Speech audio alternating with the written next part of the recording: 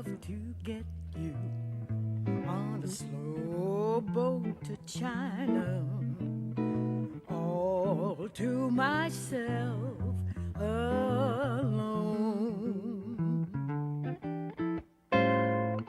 Get you and keep you in my arms evermore. Leave all your lovelies weeping on the faraway shore. Out on the briny, with the moon big and shining, melting your heart of stone. I love to get you on a slow boat to China, all to myself alone. I love to get you on a slow boat to China, all to myself alone. I'm gonna get you and keep you in my arms forevermore. Leave all your lovelies just weeping on the faraway shore. Out on the briny, with the moon big and shining, melting your heart of stone. I love to get you on a slow boat to China, all to myself, all alone.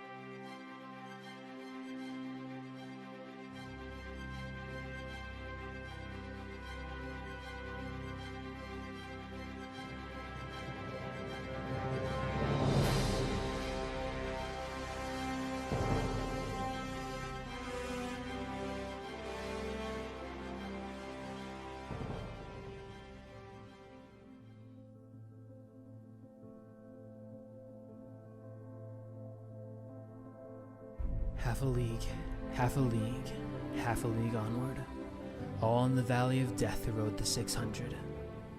For the light brigade, charge for the guns, he said. Into the valley of death rode the 600. For the light brigade, was there a man dismayed? Not though the soldier knew someone had blundered. Theirs not to make reply, theirs not to reason why, theirs but to do and die. Into the valley of death rode the 600. Cannon to right of them, cannon to left of them, cannon in front of them, void and thundered. Stormed out with shot and shell, boldly they rode and well. Into the jaws of death, into the mouth of hell rode the 600. Flashed all their sabers bare, flashed as they turned in air, sabering the gunners there, charged in an army while all the world wondered. Plunged in the battery smoke, right through the line they broke. Cossack and Russian reeled from the saber stroke, shattered and sundered. Then they rode back, but not the 600. Cannon to right of them, cannon to left of them, cannon behind them, void and thundered. Stormed out with shot and shell, while horse and hero fell. They that had fought so well came through the jaws of death, back from the mouth of hell. All that was left of them, left of the 600. When can their glory fade? Oh, the wild charge they made, all the world wondered. Honor the charge they made, honor the light brigade, noble 600.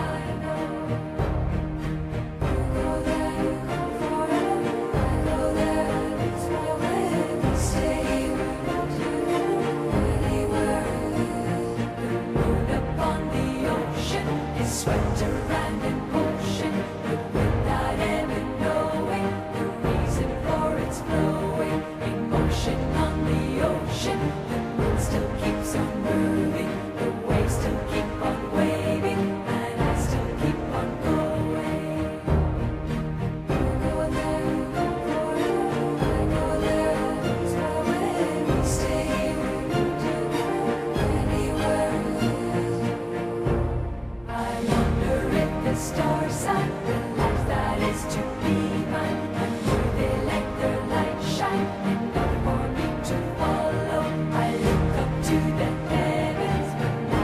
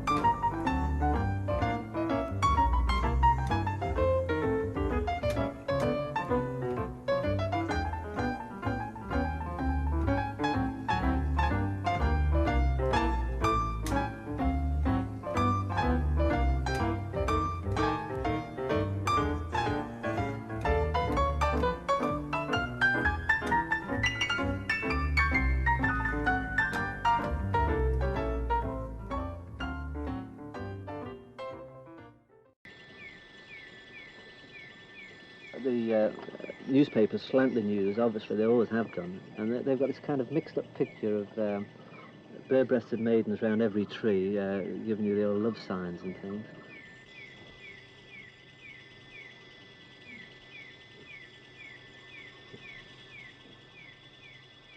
You think when you're like in a place like UK that jungle is jungle and you can walk just the same as you can walk down the high street. That's impossible, absolutely. I mean, the town centre near where I live is approximately a mile and I can walk it in a quarter of an hour. Whereas, I mean, here you can't get more than, what, 250 yards, 200 yards? And that's the big shattering blow that comes. You just can't walk through the jungle like you can walk down the high street.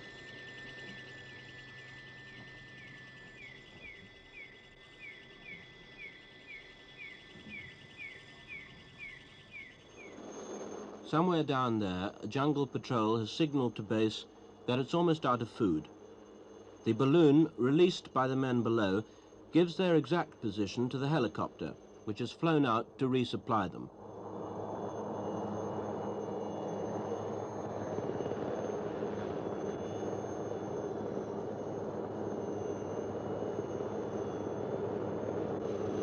Food for 12 men for another 4 days.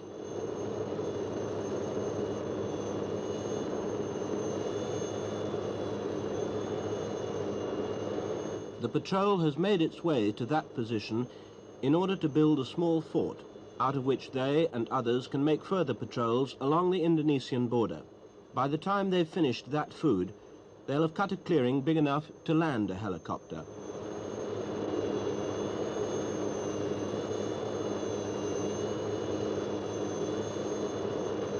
Meanwhile, the helicopter goes on to complete its mission, the resupply of an existing fort.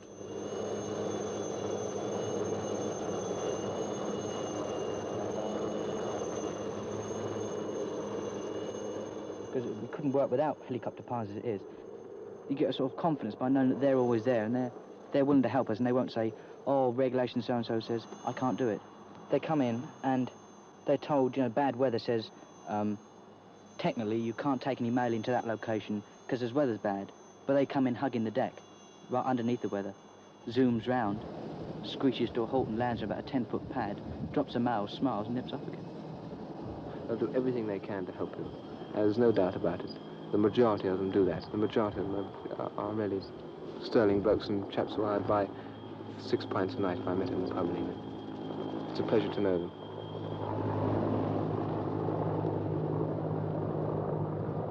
The men in this fort are Royal Marines. They're 40 or 50 miles from the nearest road or track and are entirely dependent on the helicopters for food, ammunition, clothing, mail, even fresh eggs.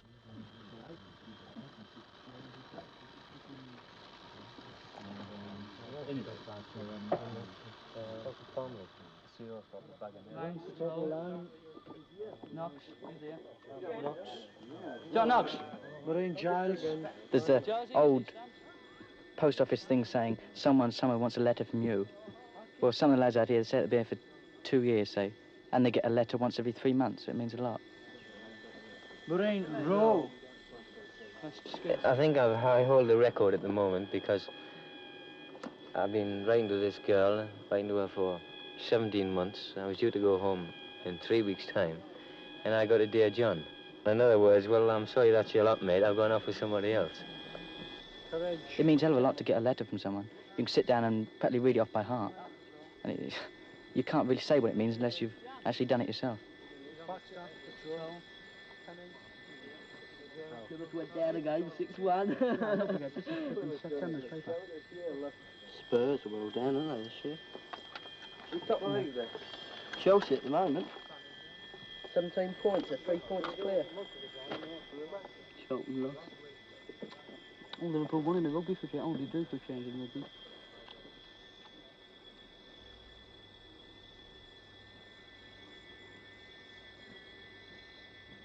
Beside the soldiers who live here, there are 2 Ibans, local Borneo people renowned for their skill in the jungle as trackers. Boy. Iban. Iban. What Iban? Buddha, duduk. Buddha Ladu. Duduk. Buddha. Jalai. Jalai. Jalai mentukar. Jalai Tumka. Mentukar. Yeah. Road. Road. Yeah. Jalai. Scotland, that. Yeah.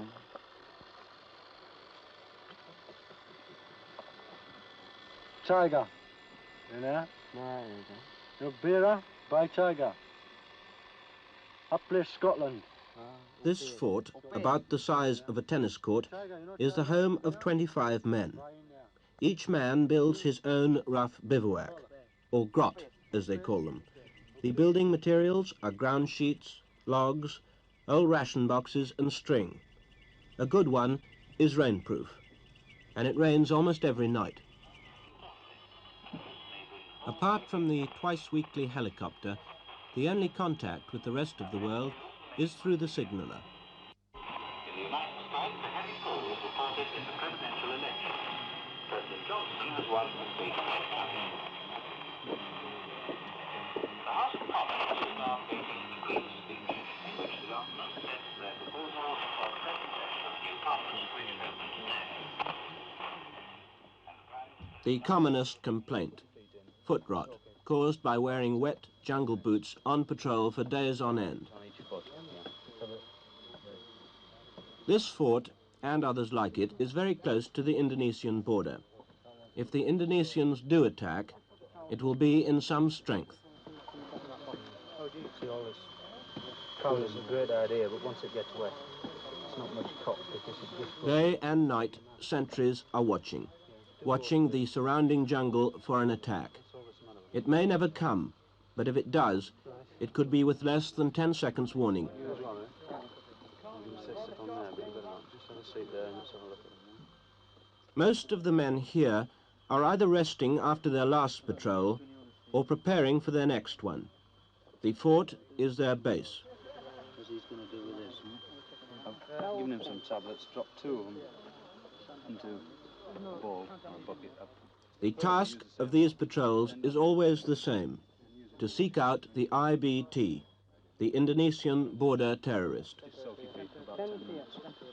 And that will do. Just to show you what have you got any acroflavin tablets?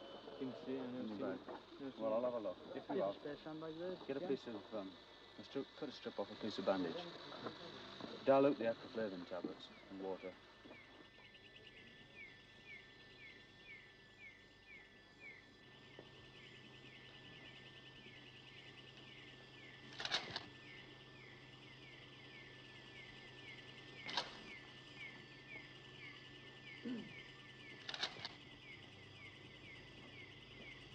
The patrol, usually 12 men, leaves its hilltop base. It may be away for 2 days or 2 weeks.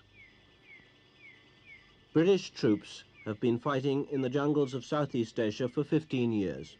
First in Malaya, now in the so-called Indonesian confrontation.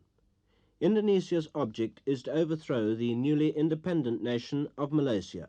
She's using the classic methods of border infiltration and then subversion beyond.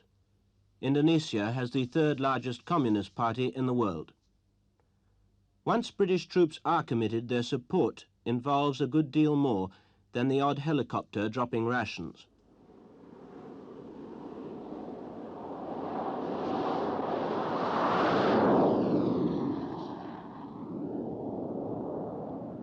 Britain has had to honour her treaty with Malaysia with most of the sophisticated and expensive machinery of modern warfare.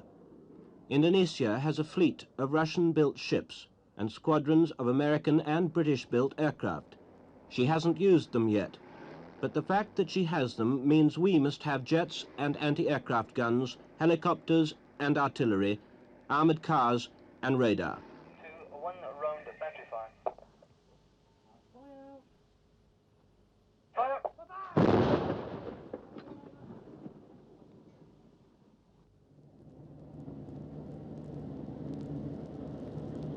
Our lines of supply and communication are 8,000 miles long. They end here in Borneo. They begin on the other side of the world. The Australians, too, have come north to watch the coast and the intentions of Indonesia.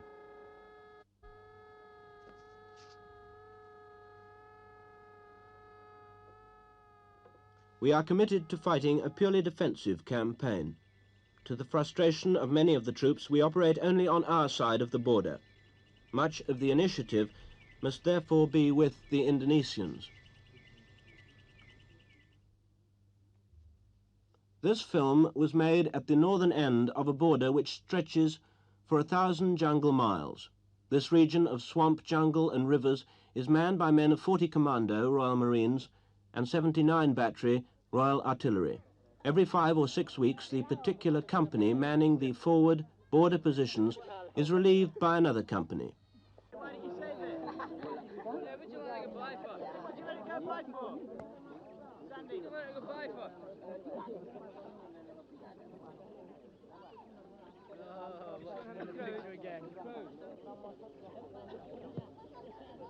In making himself comfortable, the British soldier has a reputation as a scrounger second to none. But in the jungle, there isn't much to scrounge, so he has to make do with what he's got. Yeah. Well, we'll leave these butterfly stitches on, Sam.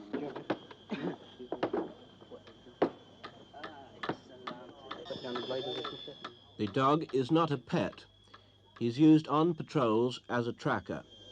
Stop bleeding quick, Charlotte. Young, stop the old first field. In this particular fort, some of the men have gone down with an unexplained fever. Temperatures go up to 104. Well, nobody actually knows what causes this fever. This is the reason for taking this blood.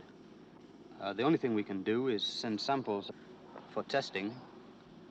If we can find out what causes the fever, then of course you can find an answer, the treatment for it.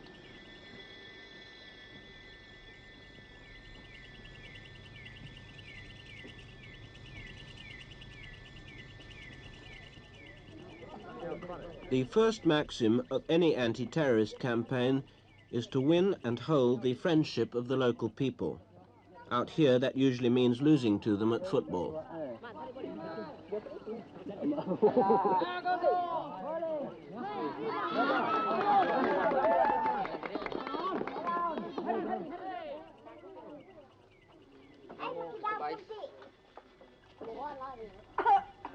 If you get the kids on your side, you definitely achieve something, because if you've got them with you, they get used to you, and once they know that they've no need to be frightened of you, I think you've achieved something. If you can sort of win them over and let them realise that you're here to help them and not frighten them, I think that they get used to you, and that they're a lot of fun, really.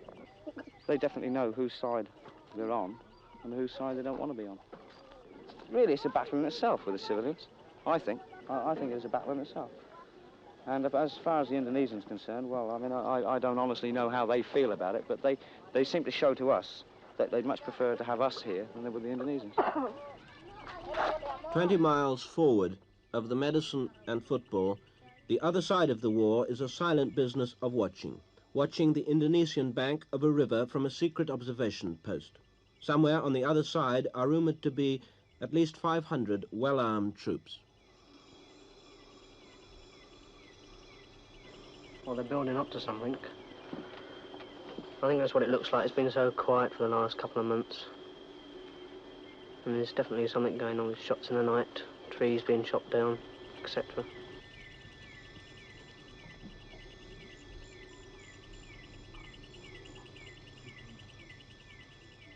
One can watch the enemy across a river, but the only way one can find him, if he secretly crosses a jungle border, is to go and look for him, to patrol.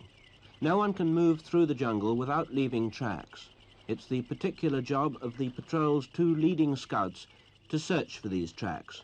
But obviously the unarmed cameraman was not allowed to travel with them at the head of the patrol.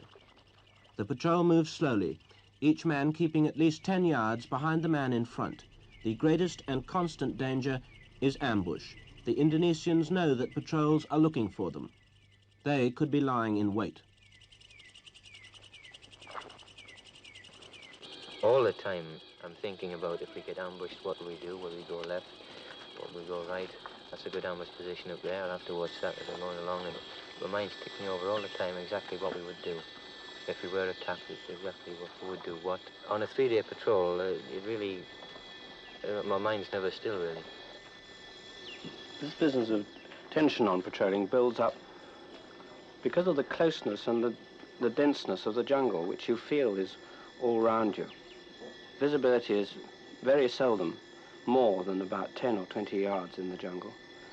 And the very thought that there may be a chap hiding round the corner, round any tree, round any piece of undergrowth, or 10 chaps, or 20 chaps, or 30 chaps, who can pour down lead at a terrific rate into you at no warning at all, it contributes a lot to the wearying of patrols. I'm sure you get very tired through this constant feeling of the closeness all the time.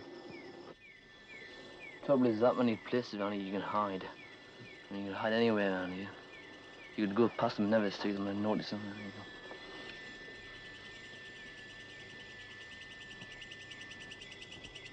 go. Every hour or so, the patrol leader signals a 10-minute break.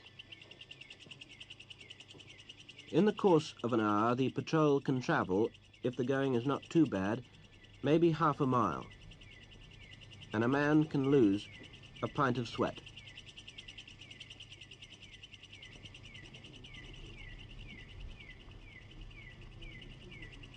Sentries are always on guard.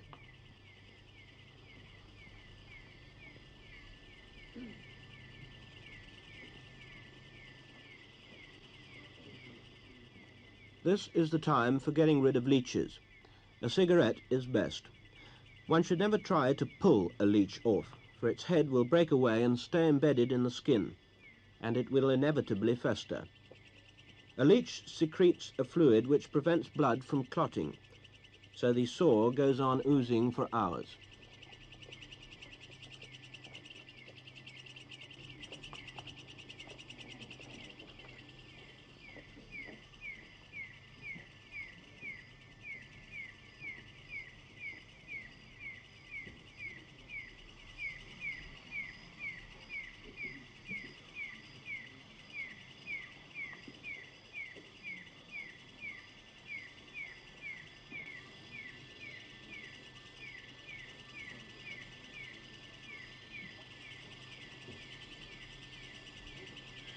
You've got a 3-day patrol, you've got 3 of those small 24-hour ration packs. Not much weight in them, but after you've been carrying them quite a while, they seem to get heavier. So we always travel as light as possible. All you really need is your food, your dry clothing for a night, and your ground sheet to either cover over you or put on the deck to keep the wet out then. I mean, you don't need any excess gear. You can take a tin of foot powder, something like that, you know, but they're all more or less luxuries. Water, I always carry 2 full water bottles, whether it's a short patrol or a long patrol. You never know when you're going to get caught out.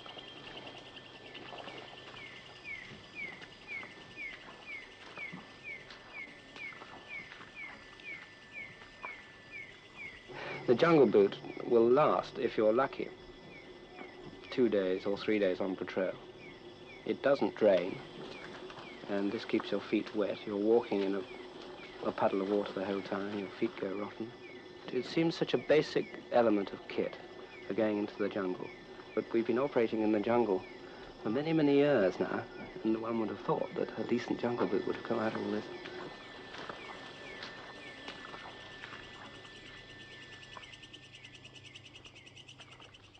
By the end of the day, the patrol has moved at the most 5 miles. The map shows that there is water in the area, but maps of these parts don't have too much relation to fact. The patrol will have to make do with what is left in its water bottles, for by now it's 4 o'clock and a camp must be made. This allows 2 hours for everyone to cook a meal and put up a bivvy. It will be dark by 6, and the night lasts 12 hours.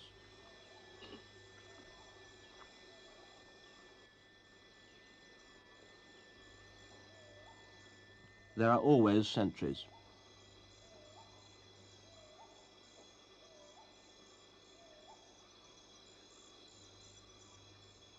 The patrol corporal arranges everyone for their watches during the night. Everyone will be up at least twice, for 1.5 hours at a time.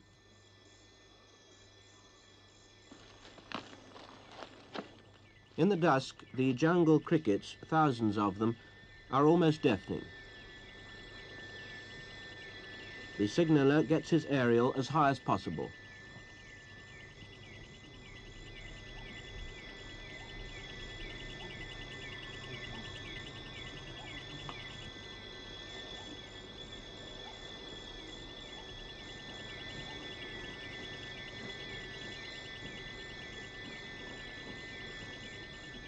Mike Victor, Mike Victor, Mike Victor. Mike Victor, Mike Victor, Mike Victor. Mike Victor, Mike Victor, Mike Victor. Mike Victor, Mike Victor, Mike Victor. This is 1 Alpha, over.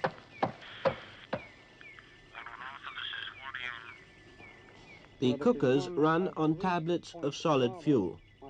The meal is usually a composite 1-course affair of rice, stew, raisins, peas, jam and tea.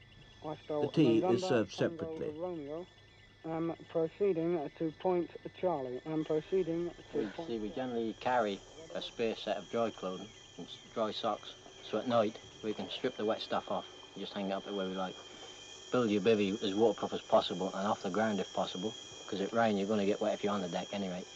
And put your dry stuff on to sleep on, and in the morning, first thing you just put your wet stuff back on again. That's the sort of uncomfortable part of the lot, I think, putting the wet stuff on in the morning.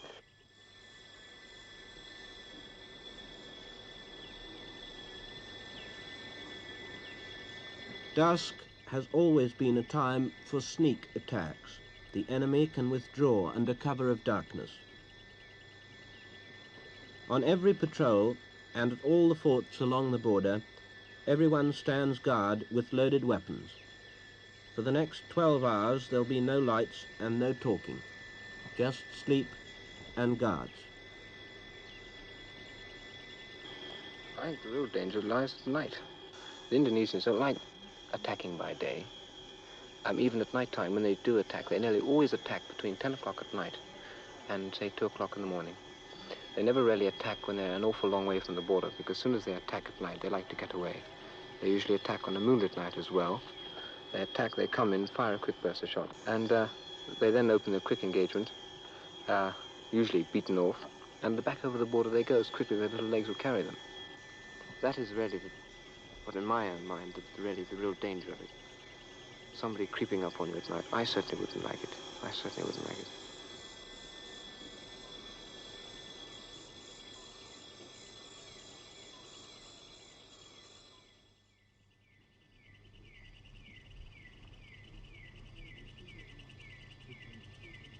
As soon as there is any light at all, the patrol packs up and moves off to find water.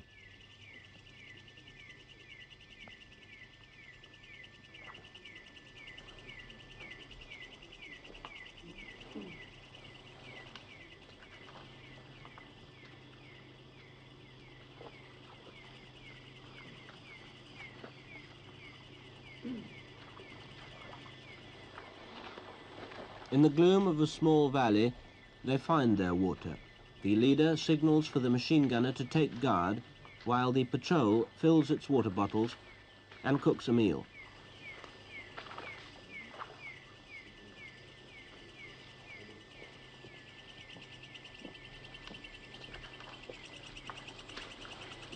First, the water must be filtered through a canvas bag. Then 2 sterilizing tablets must be put into each water bottle. Half an hour must be allowed for the chemical to take effect. Then another kind of pill must be put in to kill the taste of the first 2. Then one can drink the water.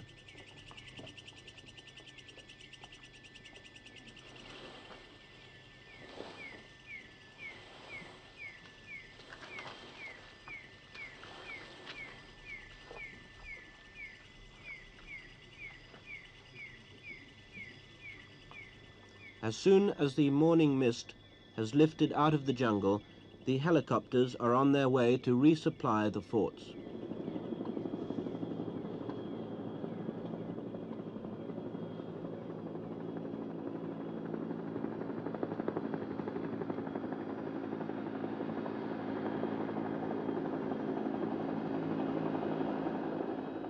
This is that clearing into which food was dropped 4 days ago. The men have now cut a bigger clearing. Here they're establishing another fort, out of which they'll patrol along a part of the border previously uncovered.